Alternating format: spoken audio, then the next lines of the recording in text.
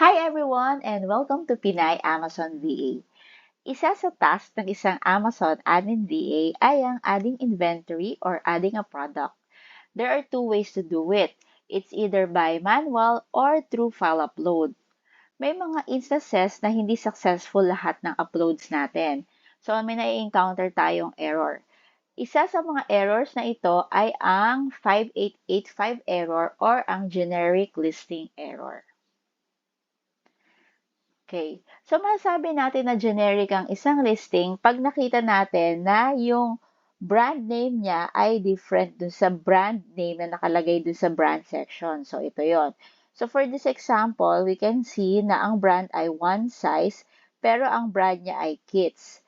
So, pagka ganyan, if we're trying to list this kind of ASIN or this kind of product, magti-trigger ngayon sa system ni Amazon na we're trying to contribute sa isang generic listing. So, ang mangyayari doon, mag-error ng 5885 error. Pero what if kung ito ay one size at one size din yung brand na nakalagay, pero may lumilitaw pa rin ng 5885 error? So, pwede nating kontakin ng Amazon support at humingi tayo sa kanila ng tulong para at least ma-list natin yung product na iyon. Kasi, for example, nakabili na si client mo ng isang generic ASIN pero hindi naman talaga siya generic ASIN kasi nga, kumbaga, like this example, one size pero one size din.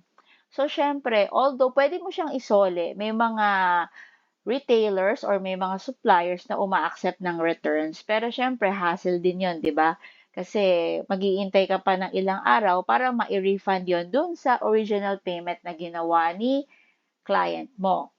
So, pwede muna natin gawin is mag-appeal tayo kay Amazon Seller Support. Okay? So, paano nga ba natin gagawin yon? So, pag mag-release tayo ng product, pupunta tayo sa Amazon Seller Central. Ito. So, ito yung website niya. Paki-take note nyo na lang. And then, dun sa upper left, yung sa 3 lines, click natin yon. And then, punta tayo sa catalog. So, ito yung sinasabi kong two ways. Yung add products, ito yung manual. And then, add via upload. So, ito yung meron kang template. Okay? And then, so, dun sa adding a product, i-input natin yung ASIN. So, pagka generic error, ito yung lalabas siya na error. So, kung makikita nyo, ayan yung error code 5885. So, sabi dito, we have identified that you were attempting to contribute to this generic ASIN. Okay?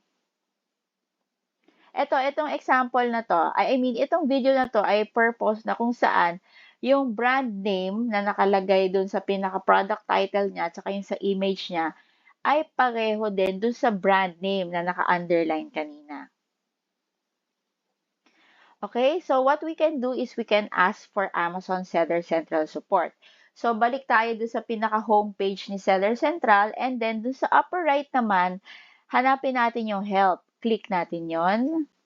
And then, mapupunta tayo sa page na to. So, get help with a new issue. Okay? And then, scroll down tayo pababa. Hanapin nyo na lang yung my issue is not listed. Kasi medyo pag pumili tayo dito, medyo complicated. May mga kailangan ka pang i-input. Tapos, minsan, sinasabi na ng system na hindi valid yung natin, yung kini-claim natin. So, sa experience ko bilang isang admin VA, mas mabilis or mas okay kung ito na yung i-click natin. My issue is not listed. And then, punta tayo sa section na to. So, describe your issue. So, sa example ko na to, sinabi ko lang, Hi, Amazon Support. May I seek assistance for ASIN? So, ilagay nyo ASIN. Pwede ring SKU. Pwedeng ASIN SKU. So, tapos sa inyo yan kung paano. So, ito kasi para direct to the point, nilagay ko na yung ASIN at sinabi ko yung reason kung bakit ako humihingi ng assistance. It's showing a generic error during upload and then regards. After nun, click natin yung account related. And then, so, may mga fill upan din tayo. So, usually kasi, ito lang yan. So, other account issues.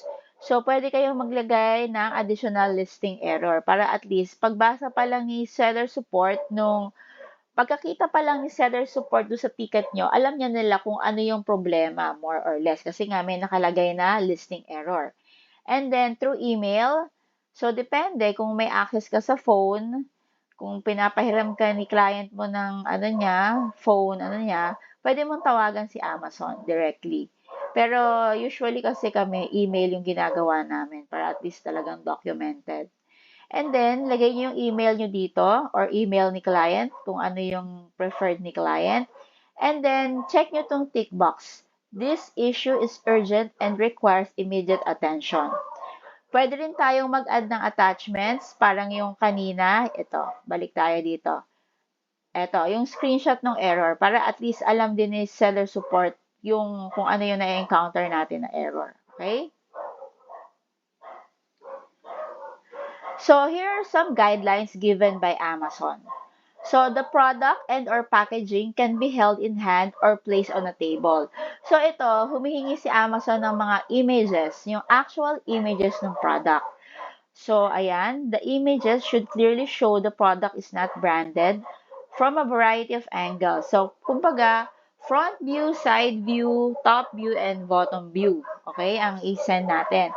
So, hindi tayo pwedeng mag-download ng images from the internet kasi malalaman yan ni Amazon. Madi-deny yung ating ticket or yung ating appeal. Okay? So, yun nga, gaya nga ng sabi ko, ito yung mga examples ng images. So, ito, si one side. So, front, back, side. So, ayan yung mga sample images. So, dapat malinaw siya ha, para nakikita ni Amazon. Okay?